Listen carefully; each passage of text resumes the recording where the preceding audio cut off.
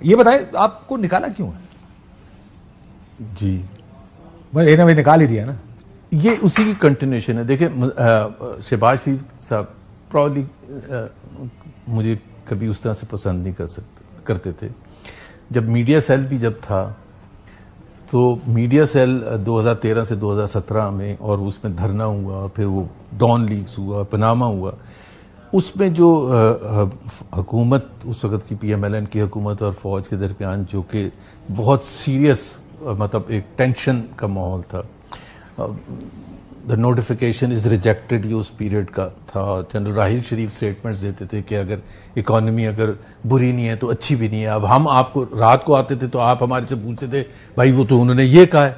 अब मुझे डिफर करना है उस पॉलिसी से, अपने प्राइम मिनिस्टर को डिफेंड करना है। सो जब हम बात करते थे तो साथ पीटीआई वाला बैठा होता, देखा ये फौज के खिलाफ है, देखा ये फौज के खिलाफ है, ये उसकी तारीफ नहीं शहबाज साहब को पसंद नहीं आता था। अच्छा, वो उनको पसंद नहीं आता था। लेकिन आपको देखिए मेरी बात सुन, मुझे अगर आप ये कह रहे हैं कि आप शहबाज शरीफ साहब की वजह से निकाले गए तो ये तो बात मैं मानने को तैयार नहीं हूं। आप वो इतने तगड़े हो गए कि वो नवाज शरीफ को और मरीम नवाज को ओवर रूल कर सकते हैं, ये बात भी मैं मानने को तैयार। मुझे कोई और वजह बताएं। नहीं, एक्चुअली देखिए जो last political active, first political active, ये तो आप एग्री करते हैं ना कि जिसने पीएमएलएन को उठाया उस पीरियड में मरीम नवाज थी।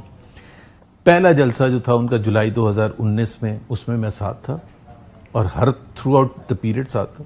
इसी वजह से मुझे स्पोक्स पर्सन बनाया था।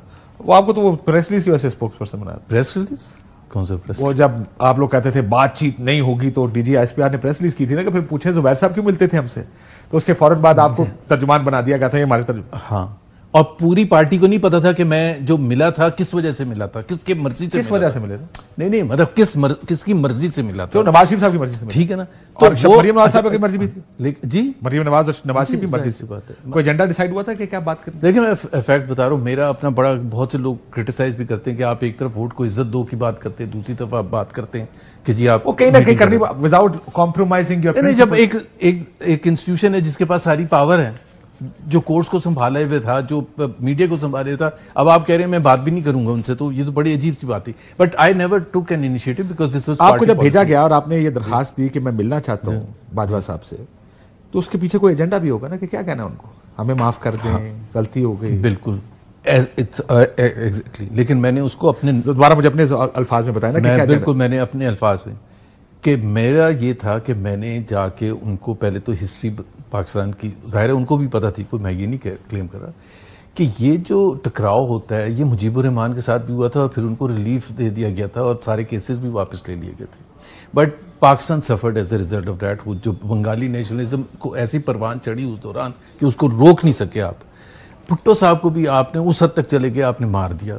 सो there is a history behind it. Don't repeat the same thing again. हमें माफ कर दें।